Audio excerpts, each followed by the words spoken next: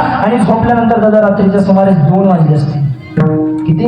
2. तिसरं प्रहर चालू झालेलं रात्रीचं. आणि तिसरं प्रहर चालू झाल्यानंतर दादा अरे कशाचा तरी आवाज येतोय, कशाचा तरी टापांचा आवाज येतो, टक टक टक टक टक टक टक असा आवाज येतो दादा. अरे कुठून तरी असं वाटतंय घोडं पळत यायला लागत आहे दादा. घोडं पळत यायला लागलंय म्हटल्यानंतर राजाचा मित्र होता, त्या मित्रानं राजाच्या जवळ जावं. असा कधी मित्र जात नव्हता बरं का. गेला तर मित्र डायरेक्ट हाक मारत होता दादा. पण हाक मारणारा मित्र आज शांत जाऊन बसला. जवळ गेला दादा आणि जवळ गेल्यानंतर राजांचा पाय दाबू लागला. पाय दाबू लागला, पायाला कसली तरी हालचाल होते म्हणून राजा चटकन उठून बसला. दादा राजा चटकन उठून बसला आणि चटकन उठून बसल्यानंतर पायाजवळचा मित्र पाहिला आणि पायाजवळच्या मित्राला पहिलाच शब्द टाकला, कवी कलश, कवी कलश. एवढ्या रात्रीची तुम्ही इथं कशी काय? कवी नक्की झालंय काय? राजा उठा, राजा माझ्यासाठी एक काम करा, राजा तुम्ही इथून निघा, राजा तुम्ही इथून निघा. कवी कलशाने हात जोडावा, राजा अहो तुमच्या पाया पडतो राजा, पण तुम्ही इथून निघा. अरे इथून निघा म्हटल्यानंतर दादा राजाला प्रश्न विचारला, कवी नक्की झालंय काय सांगा. आपल्या लोकांची मैत्री एवढी खोलवर आहे कवी, आजपर्यंत कधी तुम्ही महालात आलाय आणि मला हात नाही मारली कवी असं झालं नाही, पण आज तुम्ही सरळ डायरेक्ट येऊन पायाजवळ बसलाय. कवी नक्की काहीतरी घोटाळा झालाय, कवी नक्की झालंय काय असं विचारल्यानंतर कवी कलशाने सांगावं, दादा डोळ्यातून टप टप टप टप अश्रू गळत होते. अरे रडत्या डोळ्यांनी आणि रडत्या आवाजामध्ये सांगावं, राजा तुम्ही इथून निघा, राजा आपण वेड्यात सापडलोय, राजा आपण वेड्यामध्ये सापडलोय, राजा अहो राजा आपण वेड्यात सापडलोय, राजा तुम्ही इथून निघा.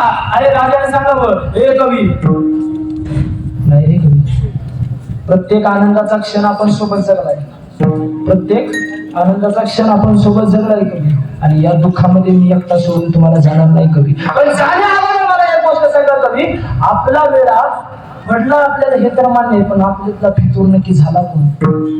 आपल्यातला बैमान निघाला कोण? हे माझ्या कवी कलशाने हात जोडावर रे आणि रडत्या डोळ्याने सांगावं, राजा राजा नाव तुम्ही नाही ऐकू शकणार, राजा तुम्ही इथून निघा, राजा राजा नाव तुम्ही ऐकू शकणार नाही. राजाने सांगावं, हे कवी अरे असं नाही कवी, अरे आपल्यातला कोण कथा झाला, आपल्यातला कोण राजा झाला त्याचं नाव मला कळलंच पाहिजे. हे माझ्या राजाला एवढं दुःख या वेळेत पडलं, हे कळल्यानंतर सुद्धा झालं नव्हतं जेवढं दुःख त्या फितूर झालेल्या माणसाचं नाव ऐकल्यानंतर झालं दादा. हे अरे धिप्पाड वाघासारखा असलेला माझा राजा, अरे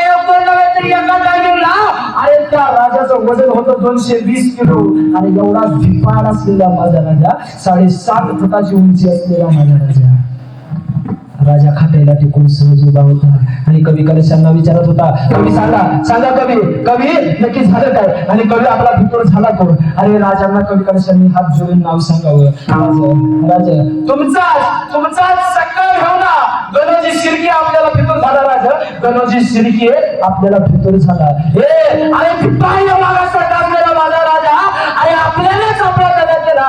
अरे राजा चटकन त्या खाट्यावरती बसला आणि डोळ्यातून टपकन अश्रू खाली पडला दादा. अरे त्या राजाला असं कसं नाही सोडलं, असं तसं नाही सोडलं दादा. त्या राजाच्या डोळ्यामधून अश्रू गळायला लागले, पण कवी कलशाने सांगितलं, राजा राजा आता रडून काय फायदा नाही, राजा तुम्ही उठा आणि राजा निघा, राजा राजगडाकडे तुम्ही निघा, राजा रायगडाकडे तुम्ही निघा. असं म्हटल्यानंतर राजाने चटकन उठावं आणि सांगावं, कवी तुम्ही येत असाल तर आम्ही येतो. अरे धावता दृष्टांत सांगतो आणि लगेच पोहोचतो, बघा आपली वेळ कमी. अरे कवी कलशाने सांगावं, राजा चला आम्ही सुद्धा तुमच्या सोबत येतो. दोघांच्या घोड्याकडे टप टप टप टप टप टप टप करत पुढे जात होते. अरे पुढे जात असलेल्या घोड्यामध्ये कवी कलशाचा घोडा पाठीमाग होता, महाराजांचा घोडा पुढे होता. अरे पाठीमागून पाणी यावा असं चर्र माराला आणि सत्तर वार झाला. कवी कलशांच्या पाठीतून बाण शिरला आणि छातीतून बाहेर आला. अरे पाठीतून शिरलेला बाण छातीतून बाहेर आला. चालत्या घोड्यावरून कवी कलश सटकन खाली पडले.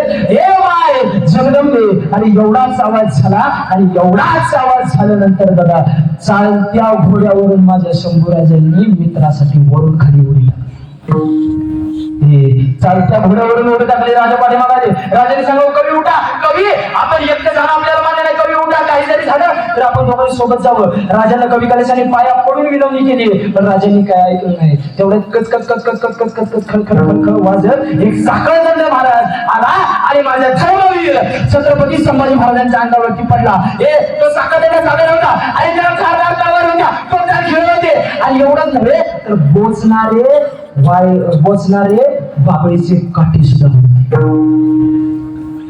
राजाच्या अंगावरती सकदंड पडता गेला. राजा बंदी झाला. का तर गणोजीसारखी आपल्या सख्या मेहुण्याला भितोडी केली होती.